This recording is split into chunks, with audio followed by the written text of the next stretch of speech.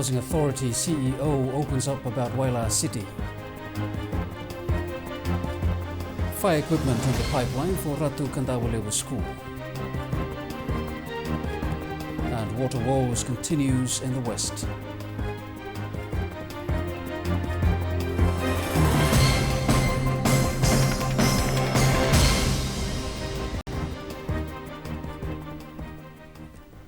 Very good evening. 3 years after the initial announcement of the billion-dollar Waila City project, Housing Authority today say they may have misjudged the magnitude of the project. This has led to several delays, and actual groundworks are not expected to start anytime soon as paperwork needs to be sorted out. Myron Williams with this exclusive report. Spread over 700 acres of freehold land in Doloi Suva, the billion-dollar Waila City project was set to become the center of Suva's social and sporting activities and would have even featured a world-class 20,000-seat rugby stadium. Today, the land sits idle. Housing Authority Chief Executive Officer Alipati Nayorosui fronted our cameras today, 3 months after we had approached him on the issue, saying there were a few reasons behind the not-so-slight delay. The idea was to build a city based on the Malaysian concept. But we have our standards in Fiji to build, to comply with, which is based on the New Zealand and Australian standards. While Nayorosui admits that they are disappointed, they have been forced to take actions to minimize the risk involved in a project of this scale. They will now contract a firm to prepare performance specifications for the whole project to look at the exact specifications involved. When asked why now and not years ago, Nayorosui says this requirement was not there before. It was not part of the requirement in the beginning because this city is being designed by our Malaysian counterpart. The contractor would design it and then also construct. And construction involves both infrastructure, putting all the infrastructure, the roads, the earthworks to be done, the electricity connections and the power and water, sewerage, and then also build the houses. 3 years ago, there were promises that the first phase of Waila City would be opened by mid this year. Now, Housing Authority are not making promises. We're still optimistic that it will come out or commence soon. I don't want to be too optimistic by making promises now, but what I can assure yourself that we are doing things to roll this and move this forward within the means that we have. Housing Authority, however, says the delay has not cost them much. We have not paid. So it doesn't. So far, it hasn't cost us anything, except maybe for the administration cost of our time and so on. But for any cent paid to the contractor, none. Nayorosui says performance specifications on the whole project by consultants should take a few months before any other work can progress. Myron Williams, Fiji One News. Parents of Ratu Kandawalewa School students can be rest assured that the hostels their sons currently occupy will be equipped with fire extinguishers. Concerns had been raised following fires that have occurred in schools, especially at boarding schools, in the recent past. With funds released by the Ministry of Education, fire extinguishers topped the list of things to be purchased for the Londoni school. Fiji One News understands that RKS has not had fire extinguishers in their hostels for quite some time now. It's a grave concern given that a hostel was raised a few years ago. But there's more to it than meets the eye.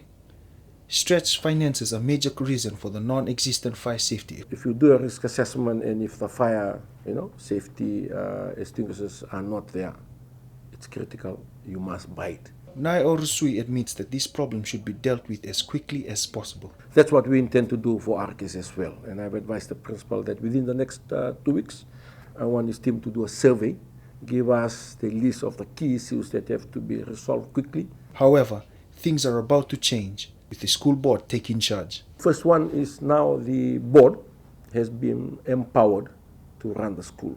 And then for boarding schools like RKS, QVS, and ACS, the good news is that the ministry has given the food vote or food allocation that we normally get from them on a monthly basis is now put into the second account. 2 days into the first school term, Nai Orosui adds the changes should be expected over the next 2 months. So each school now has 2 accounts operated by the board. They sign checks. The principal are not signing the checks. There's hope the school will be properly equipped sooner rather than later. Reviver for all, Fiji One News. Meanwhile, the Ministry of Labour is now investigating the alleged discovery of asbestos material at Nasinu Secondary School. In a statement, Labour Minister Choni Usamati said occupational health and safety officers had been sent to the school to investigate the matter. He adds the National OHS Service was not informed about the alleged discovery of asbestos at the boys' dormitory. No verbal or written complaint was also received. However, Usamati says the OHS officers will liaise closely with the Education Ministry to sort OHS matters.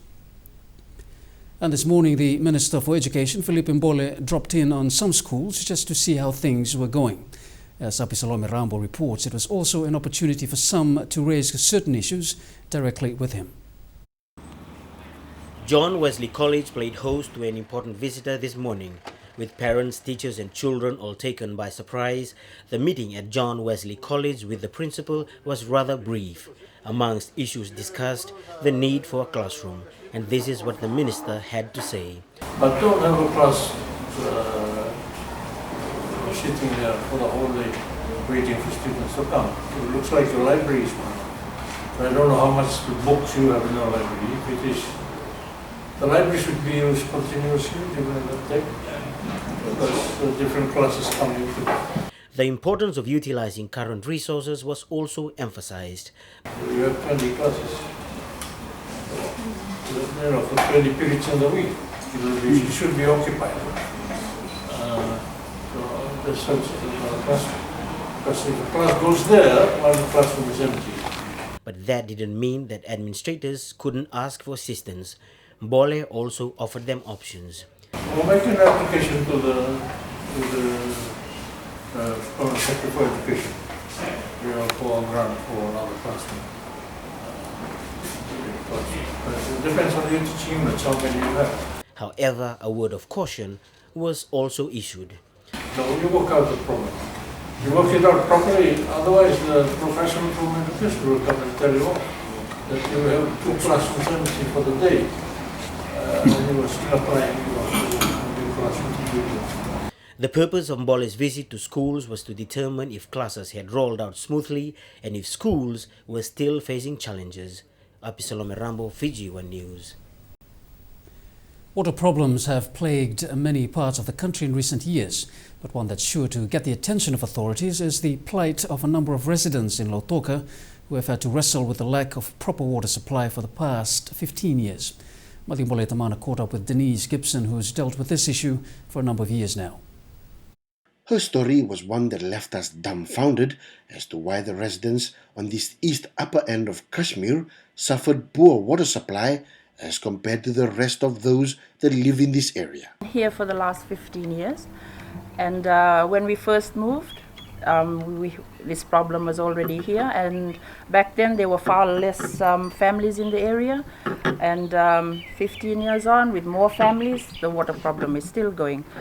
What is more mind-boggling is that across the gully from here is the Link Road Dam. Just a few meters above her home sits another water authority dam. According to Ms. Gibson, numerous calls and questions directed to the then water supply and now WAF didn't give them any concrete answers. Asked them where the water from this reservoir was going, and they said, well, here and parts of Nandi. But why Nandi when we are in dire need of the water here, right here, below the reservoir? Ms. Gibson says water pressure has been a problem for the past 15 years, and to date, nothing has been done to resolve the problem. We have water tanks. I have one up on my roof. But when the water does come on, the pressure is too low to fill the tank. So I need to get up, and I tell you, the water comes on at ungodly hours of the morning, 2 o'clock, 3 o'clock, 3:30. So I need to get up and fill stuff, my drums, my buckets, whatever, for use during the day. She says the urgent need is to dialogue with authorities on the way forward to ensure that those who live on this scenic point have a fair share of their water as the rest of the neighborhood. If it may take a year or so, and we have to put up with this water, the water trucks and all that, but at least they give us some definite permanent solution to the problem, and maybe we can understand. But just to come and keep giving us the same excuses over 15 years, I think I should be tearing my hair out by now. Fiji 1 News. And questions had since been sent to the Water Authority of Fiji. The announcement by Prime Minister Commodore Barenge Bainimarama that he will step down as Army Commander in March has been welcomed by New Zealand. Last night, New Zealand Prime Minister John Key described the announcement as a major milestone in bringing Fiji closer to parliamentary democracy. New Zealand's wanted to ensure that they're free and fair elections. So the fact that he is essentially indicating he is moving towards that electoral process is welcomed. Ahead in the news, police recruits hear of expectations. And preparations begin for Melanesian Festival of Arts.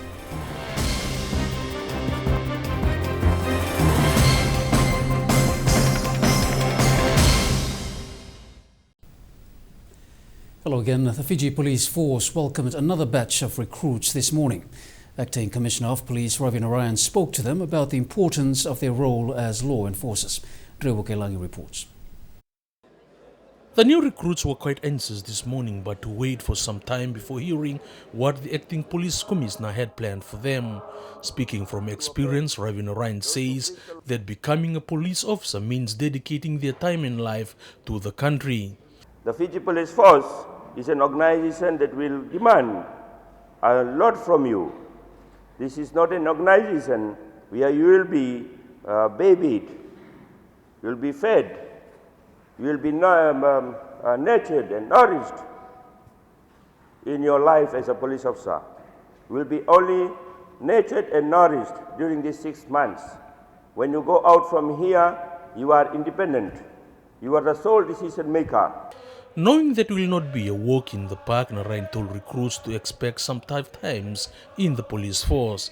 It's during these times that they'll be tested.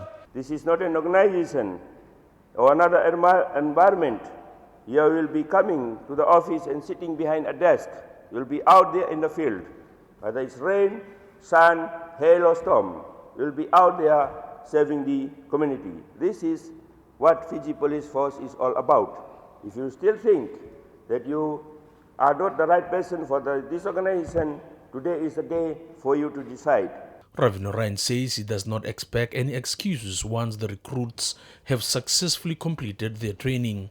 At the end of the day, when we graduate from the academy or you graduate after the training, you are there serving the community. Then there are no excuses, there are no questions. Okay? There's no coming back. It's not stepping behind. Okay? It's all about the pride, it's all about integrity, it's all about guts, that how we go out there to serve our community well. That's about Fiji Police Force. 150 police recruits are undergoing the 6 months training at the Police Academy in Nassau. Drew Kelangi, Fiji 1 News. Meanwhile, the new recruits were also reminded of a crucial event that's happening this year, the elections. Planned for September, the Fiji Police Force has also set out targets for officers to achieve. They're the newbies to the Fiji Police Force. It's a role that comes with high expectation in terms of their capabilities. The acting police commissioner knows that come September, these recruits will be in the front line. This is a crucial year for the organization, especially the nation, as it prepares for elections in September. We are the front line in maintaining law and order during elections. So in order for things to go smoothly, we have to know our roles. Understanding our roles and responsibilities is the biggest challenge for every police officer. With the general public quite familiar with their rights, the recruits were reminded to be mindful of these. That's especially when carrying out their duties. Today, people know their rights. They are educated. You will contact them, they will refer to you to the Constitution. If you do not understand the Constitution of Fiji, if you do not understand the policies and principles of policing, principles and policies of investigation, you will fail. Ravin Ryan stating in no uncertain terms that recruits should also familiarize themselves with the legislation that govern their work.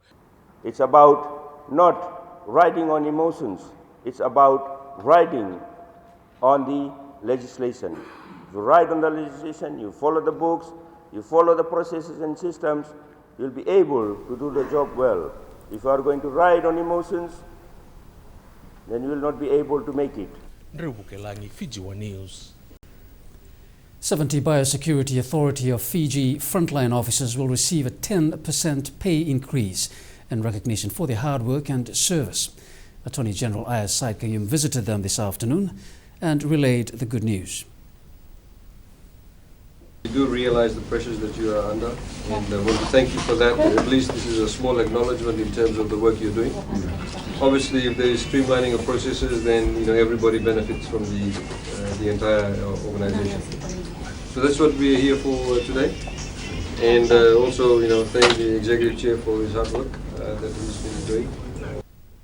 Said Qayyum says this is the first pay rise the officers will receive since the BAF's reforms got underway in 2011. In addition to the announcement, BAF has also introduced its short code for inquiries to improve its service delivery. So the other thing, of course, is for the members of the media that we've got the short code numbers now. That's to improve your services. As far as your services are concerned with the public, they can dial these numbers for general inquiries, the American iguana and the termites. Again, it's part and parcel of the improvement of the services biosecurity needs to provide. Just recently, government had taken to rewarding those who have executed their duties quite exceptionally, especially at the Nandi International Airport. While those from the tourism sector have taken out top honours here, today the 2013 Host of the Year award went to a least expected recipient. The Fiji Revenue and Customs Authority was today recognized for its hard work on the ground, not only in carrying out its duties well, but as a Host of the Year at the Nandi International Airport. Right from the time that they'll get off Fiji Airways and meet the border police, meet the immigration, the customs, the biosecurity, and everybody else they come into contact with, all the regulatory people are the people that all tourists come into contact with first, really. They don't meet rosy tours or specific destinations, they meet these people first. And then they meet their hosts. While many would not have guessed the outcome of this afternoon's announcement, the chief guest was equally in awe at the highly recommended winner who was voted via comments cards throughout the year. All the other countries are clamoring to get the tourists to their countries, and that's what we are doing. But we need to do this in a way that we stand apart from everybody else. That includes ensuring that the regulatory people that they meet, the people that they come face to face, when they put their passport on the counter, that they get a smile. For the winner, walking away with the award was a bonus for the hard yards put in throughout the year, together with a team of dedicated staff. Proud moment for me to win this Fijian Host of the Year award. After years sacrifice and hard work, it really feels good to win award, and I'd like to thank Starwood for appreciating the hard work which we do throughout the year. We try to provide good customer service to everybody, as one of our values of FECA is to provide quality customer service to our clients. So we will always try to provide quality and wow customer service to everybody. Bulletin, Fiji One News. The Commissioner Central's office has set itself an ambitious target this year in terms of project implementation and completion. But first it must complete last year's unfinished projects. Let's start with the details. The Commissioner Central's office only managed to implement slightly over 50% of planned projects last year. $893,000 was spent on capital projects. More than 75% of private sector investment projects were also completed. 25 to 30% rolled over to this year because of the systems and processes in place that contributed to the late release of the fund. Capital projects totaling $705,000 and up to $4 to $5 million worth of private sector investment projects are expected to be implemented over the next few months. The government wants by June this year we need to complete at least, we have to complete 60 to 70% of our projects, but we are targeting 70%. So that is our main target this year. With 5 provinces and a large population base within its boundaries, Lieutenant Colonel Tuitombo says there's lots to do, especially with those communities located in the interior. We hope by the end of this year or 2015, we will be able to get access. All those villages who are underdeveloped now will be accessible by road, and that's when we bring in development. We bring in electricity, water supply, and other services that is required. Officials check on projects every 2 months. Haliteshtat, Fiji One News.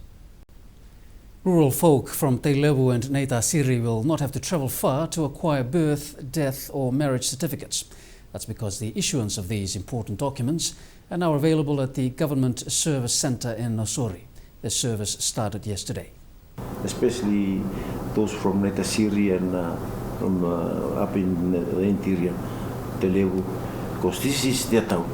So all the services can be gathered in the Government Service Centre. The diverse culture in the Pacific is still largely unknown, even to Pacific Islanders themselves. The 5th Melanesian Arts Festival to be held in Papua New Guinea is just one of many ways Pacific Islanders can learn and appreciate each other's cultures. Ravai Vafa'o with this report. The 5th Melanesian Arts Festival is an outlet for Melanesian countries to preserve and safeguard traditional cultural identity.